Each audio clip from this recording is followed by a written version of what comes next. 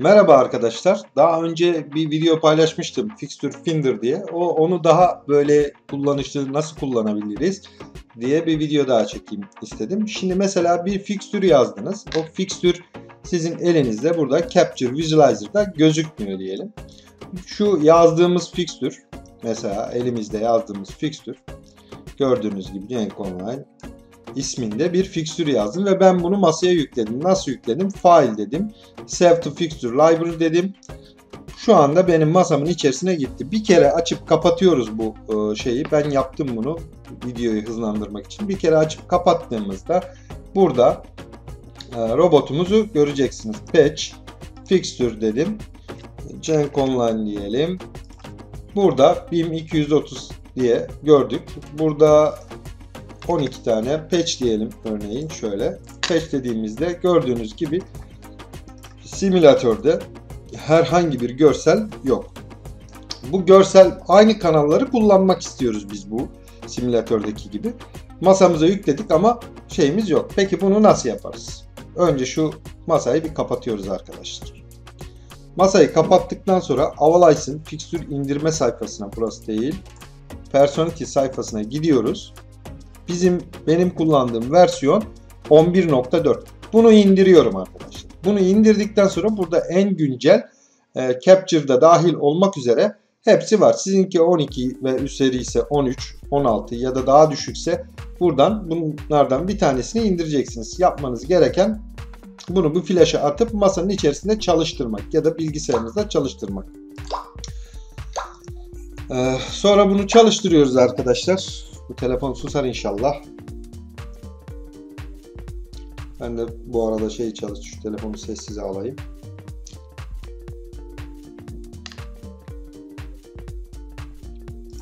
Bunu bilgisayarımıza kuruyoruz.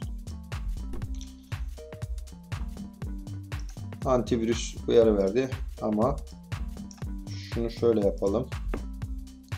Kapatayım korumayı. Şimdi tekrar kurmayı deneyelim. Demek ki bazı antivirüsler izin vermiyor bu dosyaya. Evet. Tekrar kuruyorum. Bunun kurulmasını hızlandırırım. Ama gerek kalmayacak gibi bayağı hızlı kuruyor.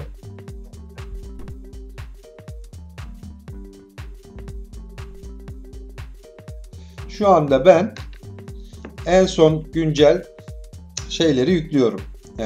Avalice'ın sitesinde bulunan bilgisayarıma uygun masanın versiyonuna uygun bunu yüklüyorum 11.4 kullandığım için. Siz hangisi uygunsa onu kullanacaksınız. İşte sizin hangi versiyonu kullanıyorsanız. Yükleme işlemi birazdan biter.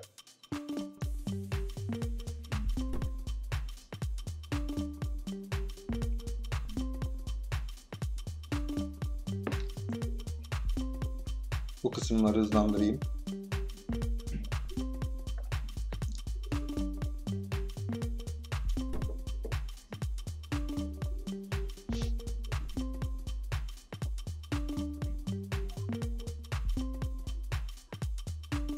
İşlem bitti. Şimdi açtım. Simülatör çalışsın altta. Bu arada ben de robotumun kanallarına bakacağım. Robotumun kanallarını görmek için şuradan modelin üzerine tıklıyorum. Şuradaki kanal listesine ya da kullanma kılavuzundaki listeye tıklıyorum. Bu arada simülatör açılsın.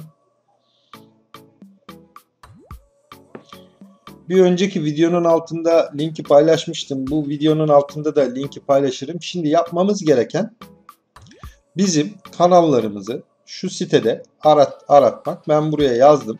Şöyle 18 kanal robotum. Birinci kanalda Pan var.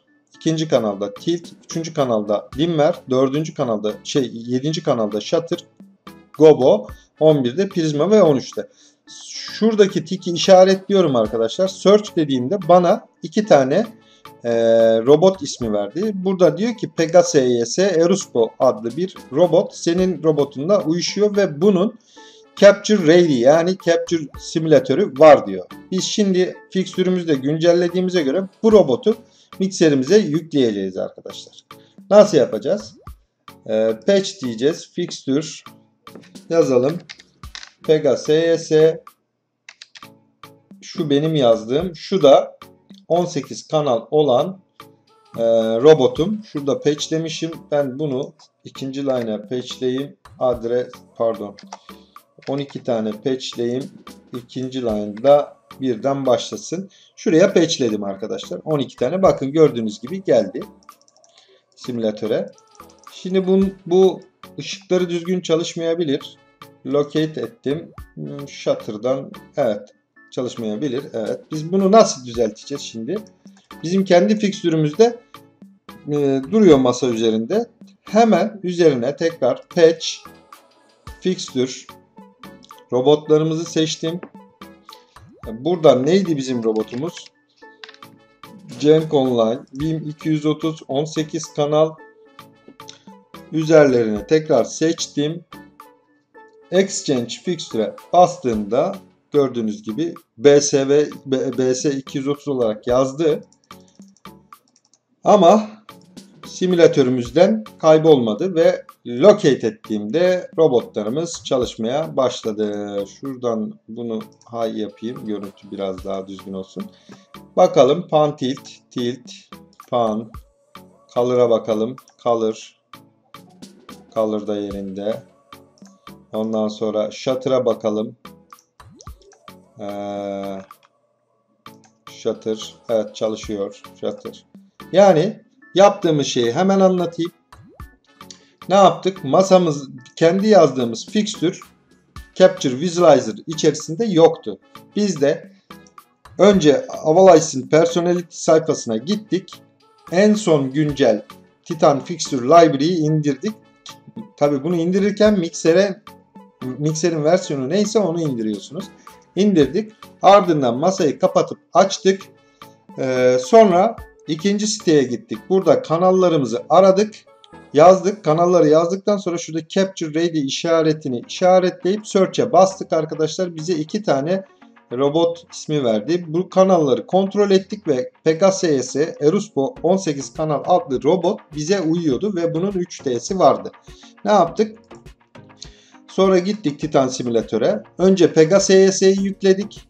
Pegasus'yi yükledikten sonra bizim kendi fixtürümüzü üzerine repatch ettik. Repatch ettiğimizde de gördüğünüz gibi simülatöre gelmiş oldu. Ve artık kendi şovlarımızı herhangi bir fixtür patch etmeden, hiçbir şey değiştirmeden kullanabilir olduk.